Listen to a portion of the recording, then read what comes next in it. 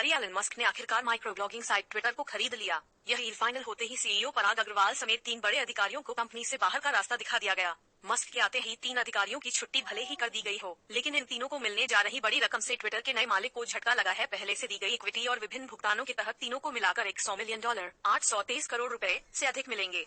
Bloomberg news द्वारा किए गए कैलकुलेशन के अनुसार पराग अग्रवाल, जिन्होंने 1 साल से भी कम समय पहले मुख्य कार्यकारी अधिकारी भूमिका में कदम रखा था, को लगभग $50 मिलियन तकरीबन $412 करोड़ मिलेंगे। चीफ फाइनेंशियल ऑफिसर नेड सहगल और कानूनी नीति और ट्रस्ट के प्रमुख विजया गड्डे क्रमशः $37 मिलियन और $17 मिलियन की रकम पाएंगे। हेल्थ इंश्योरेंस का प्रीमियम भी भरेगी कंपनी। कई अन्य बड़ी सार्वजनिक कंपनियों की टॉप लीडरशिप की ही तरह यदि ट्विटर को बेचा जाता है और इस प्रक्रिया के दौरान नौकरी चली जाती है, तो पराग अग्रवाल और उनके अन्य कुछ अधिकारी 1 साल के वेतन के बराबर इक्विटी के हकदार थे। ट्विटर को 1 वर्ष के लिए अपने स्वास्थ्य बीमा प्रीमियम को भी कवर करना होगा, जो कि प्रत्येक की राशि लगभग $31,000 होगी। ऐसे पैकेज पर होती रही है आलोचना।